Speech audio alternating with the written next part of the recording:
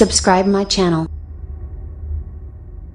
Hello everyone, back to back my channel online preparation Adda. आज हम लेकर आए हैं पर्यावरण अध्ययन प्रीवियस ईयर क्वेश्चन। 26 जून 2011 का क्वेश्चन है।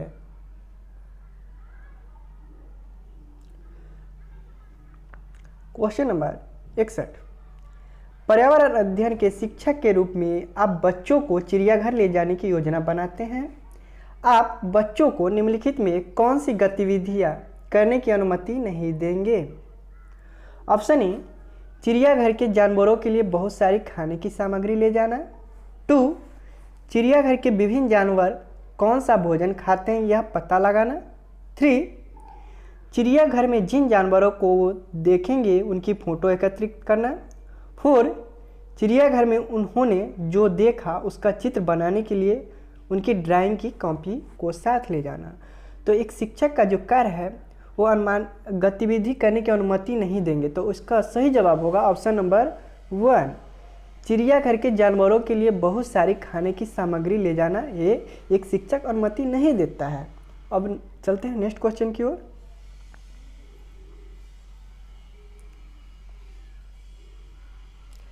बीज अंकुरण की अवधारणा को इस तरह सबसे बेहतर तरीके से पढ़ाया जा सकता है। ऑप्शन ए, बीज बोने, अंकुरण के विभिन्न चरणों का अवलोकन करने और उनका चित्र बनाने की गतिविधियों को बच्चों को निष्पादित करने के लिए कहना। 2, अंकुरित बीजों को फोटो दिखाना। 3, कक्षा में अंकुरित बीजों को दिखाना और अंकुरण की प्रक्रिया को स्पष्ट करना। 4, बोर्ड पर चित्र बनाते हुए अंकुरण के चरणों को प्रदर्शित करना। तो बीज अंकुरण जो है वो बीज बोने, अंकुरण के विभिन्न चरणों का अवलोकन करने और उनका चित्र बनाने की गतिविधियों को बच्चों को निष्पादित करने के लिए कहना। तो इसका सही जवाब होगा ऑप्शन नंबर 1।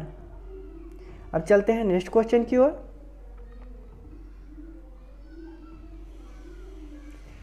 मीरा और दिव्या छोटी लड़कियां हैं। मीरा समोसे, कटलेस और डबल रोटी खाना पसंद करती है, जबकि दिव्या ऐसा भोजन पसंद करती है जिसमें लौह तत्व की कमी है। मीरा और दिव्या को निम्नलिखित बीमारियों में से क्रमशः कौन सी बीमारी होगी? ऑप्शन ए, मोटापा और स्कर्वी। 2, स्कर्वी और अनीमिया। 3, अनीमिया और रतौंधी। 4, मोटापा और अनीमिया। तो जो ये है क्रमशः कौन सी बीमारी होगी, तो उसको मीरा को मोटापा और दिव्या को अनीमिया। तो इसका सही जवाब होगा ऑप्शन नंबर 4। अब चलते हैं नेक्स्ट क्वेश्चन की ओर।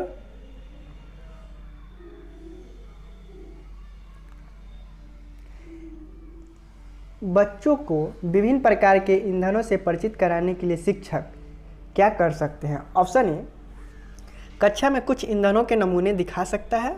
2, एक लघु फिल्म दिखाने के साथ खाना पकाने के लिए इस्तेमाल होने वाले संभावित ईंधन के प्रकारों पर बच्चों को साथ चर्चा कर सकता है।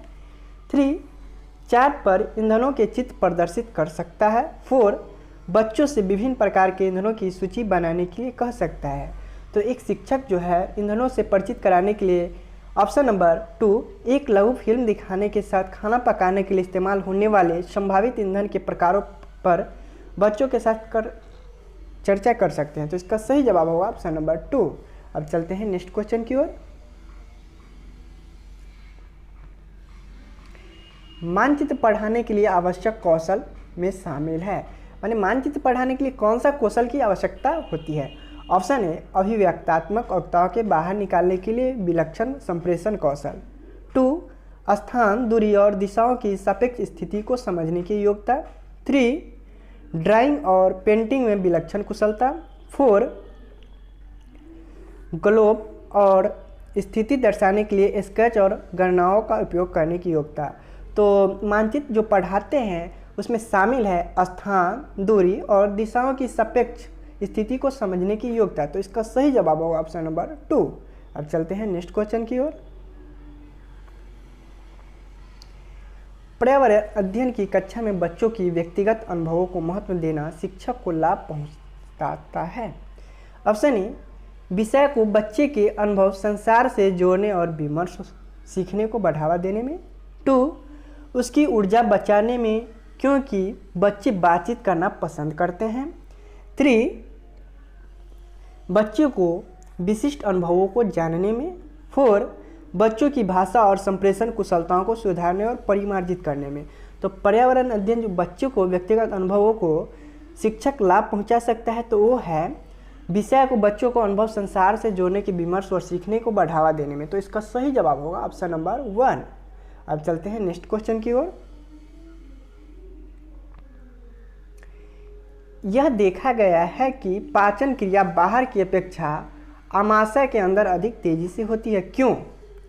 ऑप्शन ए, पाचन रस जब आमाशय के बाहर रखते हैं तो निष्क्रिय हो जाते हैं। ऑप्शन 2, आमाशय के अंदर भोजन का मंथन होता रहता है जिससे उसकी सतह का क्षेत्रफल बढ़ जाता है और एंजाइम की क्रिया तेज हो जाती है। 3, पाचन रस आमाशय के अंदर अम्लीय होते हैं जबकि बाहर वे क्षारीय होते हैं। 4, आमाशय के अंदर भोजन की उपस्थिति में पाचन रस का उत्पादन बहुत ज़्यादा होता है। तो पाचन क्रिया बाहर की अपेक्षा आमाशय के अंदर अधिक तेज़ी से होती है, क्यों?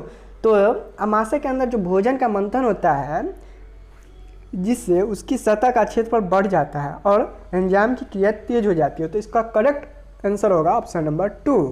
अब चलते हैं नेक्स्ट क्वेश्चन की ओर। निम्नलिखित कथनों में से कौन सा प्राथमिक स्तर पर पर्यावरण अध्ययन पढ़ाने का उद्देश्य नहीं है? ऑप्शन ए, बच्चे पर आकलन के लिए शब्दावली और परिभाषाओं का बोझ डालना। 2, जीवन और पर्यावरण से सरोकार रखने वाले मूल्यों को आत्मसात करना। 3, प्राकृतिक व सामाजिक वातावरण के बारे में उत्सुकता जगाना। 4, बच्चों को खोजने की क्रिया में लगाना तथा व्यवहारिक क्रिया करवाना जो संज्ञानात्मक और मनसाचालक कौशलों के विकास में सहायक है। तो पर्यावरण अध्ययन पढ़ने का उद्देश्य नहीं है, वो है बच्चे पर आकलन के लिए शब्दावली और परिभाषाओं का बोझ डालना। तो इसका करेक्ट आंसर होगा ऑप्शन नंबर 1। अब चलते हैं नेक्स्ट क्वेश्चन की ओर। भैंस की पीठ पर अक्सर बगुला इंग्रेट पक्षी बैठा दिखाई देता है। ऐसा इसलिए होता है क्योंकि बगुला, ऑप्शन ए, भैंस की पीठ पर परजीवी कीट खाता है। 2, घास में पाए जाने वाले कीट खाता है। 3, भैंस की पीठ पर बैठकर गाना पसंद करता है। 4, उड़ने के बाद थोड़ा आराम करता है। तो बगुला जो होता है वो पक्षी जो इंग्रेट जो खाता है वो भैंस की पीठ पर परजीवी कीट खाता है। तो इसका सही जवाब होगा ऑप्शन नंबर 1। अब चलते हैं नेक्स्ट क्वेश्चन की ओर। पर्यावरण अध्ययन की पाठ्य पुस्तक में रेलवे टिकट का एक नमूना दिखाना। ऑप्शन ए, निष्कर्ष पर पहुंचने की बच्चों की कुशलता का विकास करता है। 2, बच्चों को वास्तविक जानकारी से अंतःक्रिया करने का अवसर देता है, साथ ही अवलोकन की कुशलता का विकास करता है। 3, बच्चों को रेल के किराए के बारे में बताता है। 4, टिकट में प्रयुक्त विभिन्न संक्षिप्त आकारों का ज्ञान उपलब्ध कराता है। तो पाठ्य पुस्तक में रेलवे टिकट का एक नमूना दिखाना बच्चों को वास्तविक जानकारी से अंतःक्रिया करने का अवसर देता है, साथ ही अवलोकन की कुशलता का विकास करता है। तो इसका करेक्ट आंसर होगा ऑप्शन नंबर 2। अब चलते हैं नेक्स्ट क्वेश्चन की ओर। निम्नलिखित में कौन सा प्राथमिक विद्यालय में पर्यावरण अध्ययन पढ़ाने का उद्देश्य निरूपित करता है? ऑप्शन ए, अपने ज्ञान का विस्तार करने के लिए बच्चों का सूचना देना कि उन्हें कौन सी पुस्तक पढ़नी चाहिए। 2, विद्यालय में बच्चों के अनुभवों को बाहरी दुनिया से जोड़ना। 3, बच्चों को तकनीकी शब्दावली और परिभाषाओं से परिचित कराना। 4, पर्यावरण अध्ययन से संबंधित तकनीकी शब्दों का आकलन। तो प्राथमिक विद्यालय में पर्यावरण अध्ययन पढ़ाने का उद्देश्य निरूपित करता है, तो वो है अपने ज्ञान का विस्तार करने के लिए बच्चों को सूचना देना कि उन्हें कौन सी पुस्तकें पढ़नी चाहिए। तो इसका करेक्ट आंसर होगा ऑप्शन नंबर 1। अब चलते हैं नेक्स्ट क्वेश्चन पर। दत्त कार्य के संबंध में निम्नलिखित में कौन सा कथन सही है? ऑप्शन ए, दत्त कार्य बच्चों को सूचना खोजने, अपने विचारों का निर्माण करने और उन्हें उच्चारित करने का अवसर प्रदान करता है। 2, दत्त कार्य अभिभावकों, भाइयों या बहनों द्वारा अपनी क्षमता के अनुसार किया जा सकता है। 3, प्रतिदिन विविधता और अभ्यास कराने के लिए कक्षा कार्य और फिर गृह कार्य के रूप में दत्त कार्य देने की आवश्यकता है। 4 दत्त कार्य आकलन का एकमात्र तरीका है। तो दत्त कार्य जो देते हैं बच्चे को, वो दत्त कार्य बच्चे को सूचना खोजने, अपने विचारों का निर्माण करने और उच्चारित करने का अवसर प्रदान करता है। तो इसका सही जवाब होगा ऑप्शन नंबर 1। अब चलते हैं नेक्स्ट क्वेश्चन की ओर। पर्यावरण अध्ययन की कक्षा में सरल प्रयोग और निर्देशन किए जा सकते हैं। ऑप्शन ए, बच्चों द्वारा पूछे गए प्रश्नों पर आधारित विचारों पर चर्चा करने, अवलोकनों को दर्ज करने तथा उनका विश्लेषण करने के लिए। 2 कक्षा में अनुशासन को सुनिश्चित करने हेतु बच्चों को नियंत्रित करने के लिए। 3 बच्चों को स्वयं सीखने के योग्य बनाने और अवलोकन कौशल को पैना करने के लिए। 4 उच्च कक्षाओं में क्या किया जाता है इसका अनुकरण करने के लिए। तो पर्यावरण अध्ययन की जो कक्षा है सरल प्रयोग और निर्देशन किए जा सकते हैं, तो वो जो है बच्चे के स्वयं सीखने के योग्य बनाने और अवलोकन कौशलों को पैना करने के लिए। तो इसका सही जवाब होगा ऑप्शन नंबर 3। अब चलते हैं नेक्स्ट क्वेश्चन की ओर।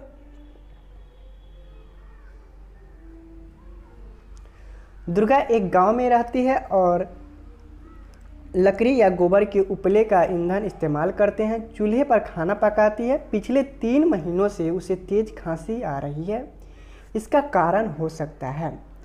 ऑप्शन ए, जलते हुए ईंधन के धुएं से उसे एलर्जी हो गई होगी। 2 उसकी झोपड़ी के अंदर और बाहर प्रदूषण तथा वृद्धावस्था। 3 ईंधन के जलने से उत्पादित कार्बन मोनोऑक्साइड जो उसकी श्वसन नली में जमा हो गई है। 4 जलते हुए ईंधन से उत्पादित काला धुआं जो उसकी श्वसन नली में जमा हो गई है। जो है ईंधन इस्तेमाल करते हुए चूल्हे पर जो खाना पकाती है तो उसका धुआं जो होता है उसकी श्वसन नली में जमा हो गई है। तो इसका करेक्ट आंसर होगा ऑप्शन नंबर 4। अब चलते हैं नेक्स्ट क्वेश्चन की ओर। दोपहर के भोजन अवकाश के बाद पर्यावरण अध्ययन पढ़ाते समय आप यह पाते हैं कि बच्चे पाठ में रुचि नहीं ले रहे हैं, तो आप क्या करेंगे? बच्चों को बाहर मैदान में खेलने के लिए ले जाएंगे। 2 बच्चे से कहेंगे कि वे डेस्क पर सिर रखकर आराम करें। 3 पाठ को रोचक बनाने के लिए बहुआयामी बुद्धि पर आधारित दृश्य श्रव्य सामग्रियों का प्रयोग करेंगे। 4 प्रकरण को तुरंत बदल देंगे। तो बच्चे रुचि नहीं लेते हैं, तो इसके लिए पाठ को रोचक बनाने के बहुआयामी बुद्धि पर आधारित दृश्य श्रव्य सामग्रियों का प्रयोग करेंगे। तो इसका करेक्ट आंसर होगा ऑप्शन नंबर 3। अब चलते हैं नेक्स्ट क्वेश्चन की ओर। एक विद्यालय में राजस्थान के लिए कक्षा 5 के बच्चे के शैक्षिक भ्रमण की योजना बनाई। भ्रमण के दौरान बच्चों से आपकी क्या अपेक्षाएं रहेगी? ऑप्शन ए, यदि उनके कोई प्रश्न हो तो उन्हें दर्ज कर लेना चाहिए और घर पहुंचने के बाद अभिभावकों से उन्हें पूछना चाहिए। 2 चीज़ों के बारे में बिना कोई प्रश्न पूछे सभी का अवलोकन करना चाहिए। 3 उन्हें आनंद उठाना चाहिए। 4 उन्हें ध्यान से अवलोकन करना चाहिए, टिप्पणियां दर्ज करनी चाहिए और बाकी बच्चों तथा शिक्षक के साथ अपने अवलोकनों को बांटना चाहिए। भ्रमण पर की योजना जो बनाई है, तो बच्चों की जो अपेक्षा होती है उन्हें ध्यान से अवलोकन करना चाहिए, टिप्पणियां दर्ज करनी चाहिए और बाकी बच्चों तथा शिक्षक के साथ अपने अवलोकनों को बांटना चाहिए। तो इसका करेक्ट आंसर होगा ऑप्शन नंबर 4। अब चलते हैं नेक्स्ट क्वेश्चन की ओर।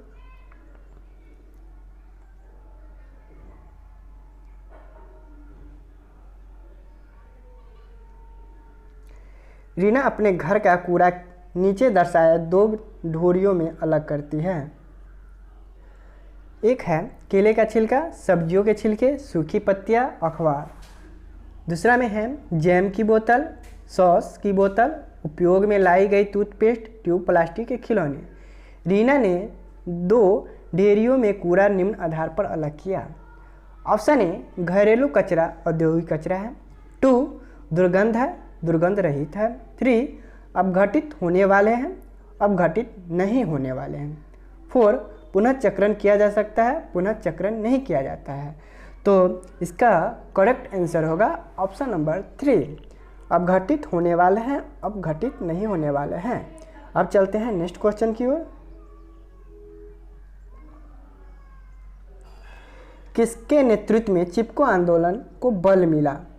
ऑप्शन ए एक्के बनर्जी, 2 सुंदरलाल बहुगुण, 3 अमृता देवी बिश्नोई, 4 मेघा पाटकर। तो चिपको आंदोलन है वो सुंदरलाल बहुगुण को बल मिला था, तो इसका सही जवाब होगा ऑप्शन नंबर 2। अब चलते हैं नेक्स्ट क्वेश्चन पर।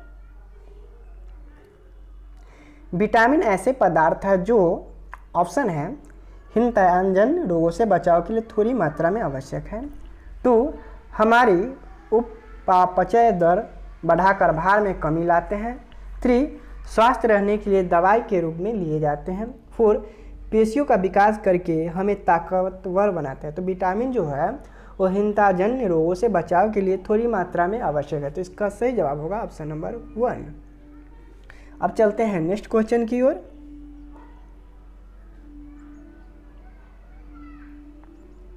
ग्रामीण क्षेत्रों में गाय के गोबर से झोपड़ी की दीवारों और फर्श को लीपा जाता है, उन्हें ऑप्शन ए फर्श को प्राकृतिक रंग देने के लिए, 2 कीड़ों को दूर रखने के लिए, 3 चिकना और साफ बनाने के लिए, 4 खुरदरा बनाकर घर्षण बनाने के लिए।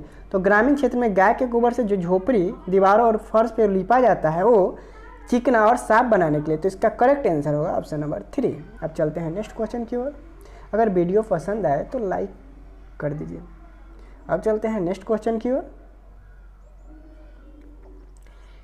एक किसान दानों को भूसे से अलग करना चाहता है, जिस प्रक्रिया से यह किया जाता है वह कहलाती है। ऑप्शन ए फसल की कटाई, 2 हस्तचयन, 3 थ्रेसिंग, 4 निष्वाहन। तो दाने के भूसे से अलग करना चाहता है।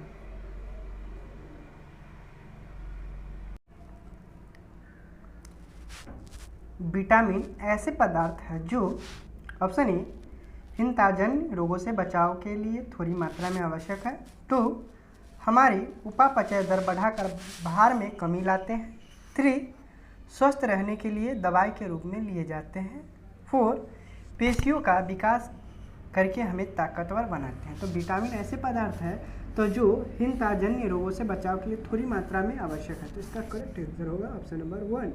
अब चलते हैं नेक्स्ट क्वेश्चन की ओर।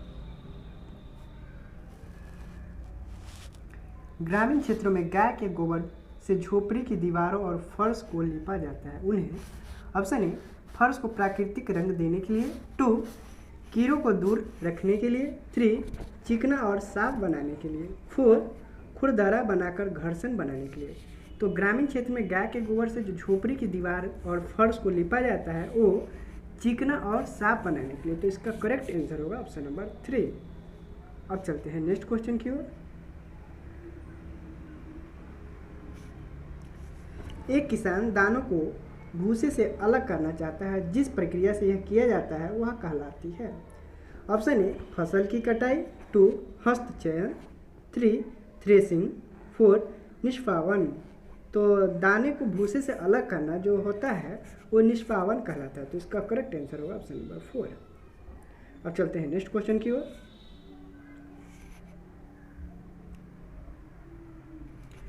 पर्यावरण अध्ययन की पाठ्य पुस्तक में पहेलियाँ शामिल करने का निम्नलिखित में कौन सा उद्देश्य नहीं है? ऑप्शन ए बच्चे के मस्तिष्क को भ्रमित करना और उन्हें इस भ्रम का आनंद उठाने देना, 2 सृजनात्मक चिंतन की योग्यता और उत्सुकता का विकास करना, 3 बच्चे में आलोचनात्मक चिंतन शक्ति विकसित करना, 4 बच्चों में तर्कना शक्ति का विकास करना। तो पहेलियाँ शामिल करने जो उद्देश्य नहीं है वो है ऑप्शन नंबर 1 बच्चे के मस्तिष्क को भ्रमित करना और उन्हें इस भ्रम का आनंद उठाने देना। तो इसका उद्देश्य नहीं है, ऑप्शन नंबर 1 करेक्ट होगा। अब चलते हैं नेक्स्ट क्वेश्चन की ओर। एक पुरुष जिसका रक्त O है, एक A रक्त वाली समूह से स्त्री से शादी करता है, उसके पहले बच्चे रक्त समूह O होने की संभावना है। Option A 25%, 2 75%, 3 50%, 4 100%। तो O होने की जो संभावना है वो 50% होता है, तो इसका करेक्ट आंसर होगा ऑप्शन नंबर 3। अब चलते हैं नेक्स्ट क्वेश्चन की ओर। टूटता तारा उल्का है। ऑप्शन ए, उल्काअब जो पृथ्वी के वायुमंडल में प्रवेश करते ही आग पकड़ लेता है। 2, एक समान गति से चलने वाला तारा। 3, एक चमकता पिंड जो वायुमंडल में एक समान गति से चलता है। 4, एक तारा जिसके एक सिरे पर पूंछ होती है। तो टूटता तारा उल्का जो है, उल्काअब जो पृथ्वी के वायुमंडल में प्रवेश करते ही आग पकड़ लेता है। तो इसका करेक्ट आंसर होगा ऑप्शन नंबर 1। अगर वीडियो पसंद आए तो लाइक कर दीजिए। अब चलते हैं नेक्स्ट क्वेश्चन की ओर। कथन, उबलना और वाष्पीकरण में अंतर है। ऑप्शन ए, कथन से द्रव का आयतन कम हो जाता है जबकि वाष्पीकरण में नहीं। 2, कथन में द्रव से वाष्प में परिवर्तन देखा जा सकता है जबकि वाष्पीकरण देखा नहीं जा सकता है। 3, कथन से जल की अवस्था बदल जाती है जबकि वाष्पीकरण में नहीं। 4, वाष्पीकरण किसी भी तापमान पर हो सकता है जबकि कथन नहीं। तो कथन जो उबलता है वो वाष्पीकरण में अंतर है। तो वाष्पीकरण किसी भी तापमान पर हो सकता है जबकि कथन नहीं। तो इसका करेक्ट आंसर होगा ऑप्शन नंबर 4। अब चलते हैं नेक्स्ट क्वेश्चन की ओर।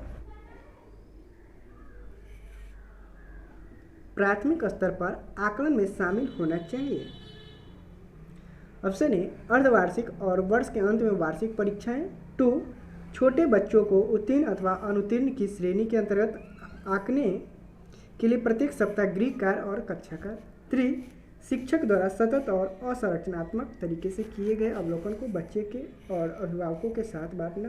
4, प्रत्येक सप्ताह औपचारिक परीक्षा और खेल तथा उन्हें प्रगति पत्र में दर्ज करना।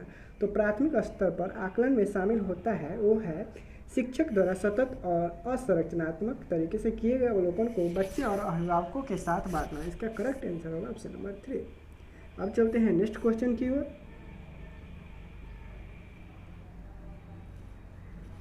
नींबू साधारण पानी में डूब जाता है लेकिन नमकीन पानी में तैरता रहता है, क्यों? ऑप्शन ए, नींबू का घनत्व नमकीन पानी में अधिक हो जाता है।